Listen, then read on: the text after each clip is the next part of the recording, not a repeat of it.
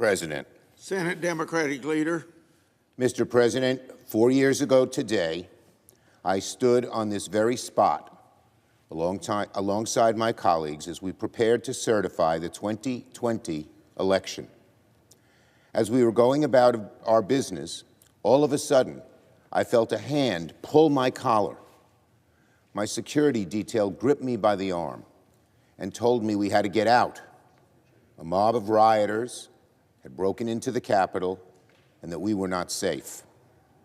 I looked to the podium and saw Vice President Pence quickly being rushed out of the chamber by his detail.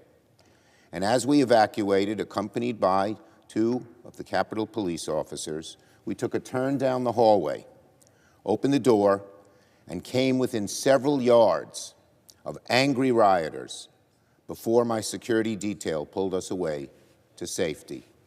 We were maybe within 20 feet of them. Had one of them blocked the door or had a gun, Lord knows what would have happened. Thus began one of the darkest, most shameful days in American history of our democracy. That was 4 years ago today.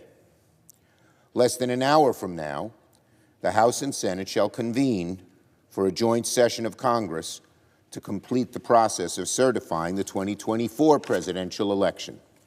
Today, we will not see the violence we saw 4 years ago. Today, the process will return to normal and remain solemn but peaceful. We're here today to continue the transfer of power, to acknowledge what the people have already decided and nothing more. Unfortunately, today stands in sharp contrast to what happened 4 years ago. On that day, lawlessness and mob violence sought to bring democracy to its knees. Staff and members of Congress hid beneath desks, barricaded the doors of their offices. Rioters smashed windows and ransacked offices and broke into the Senate and House chambers. Insurrectionists waved Confederate flags and donned Nazi symbols.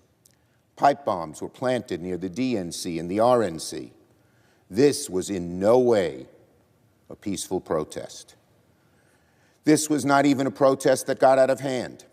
This was a deliberate and in some cases premeditated attempt to subvert the democratic process through intimidation and violence. It was one of the most shameful, reprehensible episodes in the history of this great nation. And it happened because the loser of the 2020 election refused to accept defeat. We cannot let anyone whitewash what happened here 4 years ago.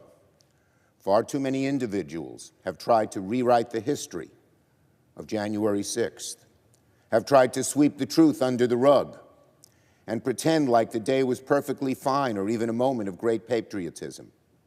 That is a lie, plain and simple, a lie. Future generations must never forget the truth. January 6, 2021 was a day that a violent mob tried to halt the results of a presidential election. It was a direct assault on American democracy. On that day, our Capitol Police faced their hour of maximum danger, but they responded with maximum valor. Outnumbered and overwhelmed, the Capitol Police and all our first responders became the defenders of our democracy. Today we honor all the members of the Capitol Police, the DC Police, our service members, and all first responders who kept us safe 4 years ago, as well as everyone who has kept us safe since. We acknowledge and thank all the Capitol staff who stayed late into the night to restore order and clean the wreckage left behind by the rioters. They did their job without fanfare, without complaint, and away from the spotlight. They join our first responders as the unsung heroes of our democracy, every one of them. We mourn, of course, all of those whose lives were lost in connection with the attack. We mourn the brave officers who died in the days and weeks and months after the attack. We pray for their families, that they find comfort and grace.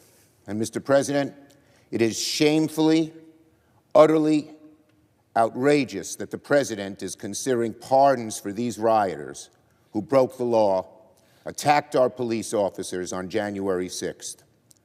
Pardoning the criminals who assaulted police officers and tried to halt the democratic process would be a dangerous endorsement of political violence. It would send a message to the country and to the world that those who use force to get their way will not be punished. It is wrong, it is reckless, and it would be an insult to the memory of those who died in connection that day. On that day, the rioters tried to halt the peaceful transfer of power, but as we know, they failed. The insurrection failed because our democracy is stronger than the gale force winds of mob violence. The rioters failed that day because Democrats and Republicans were united amidst a storm of utter lawlessness and committed to finishing the job of certifying the election. As hard as January 6th was, it will be one of the proudest moments as hard as January 6th was, it will be one of my proudest moments in office.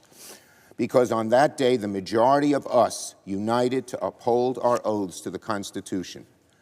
I still remember that around 5 p.m. that day, Leader McConnell, Speaker Pelosi, Leader McCarthy, and I gathered and said, "We are going back into session now, and we are going to count the votes."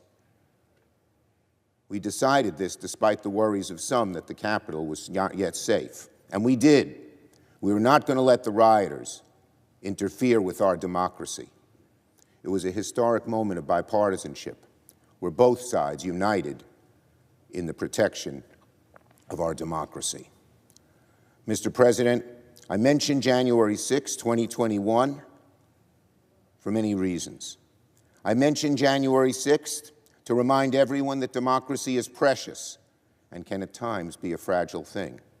I mentioned January 6th to set the record straight for all coming time, so that future generations may know the truth of what happened on that day, and that they remain vigilant against future attacks on our democracy.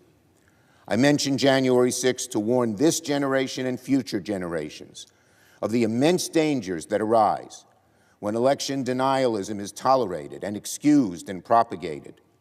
We can never, ever again allow the level of unhinged election denialism to happen. Not from Republicans, not from Democrats, not from anyone.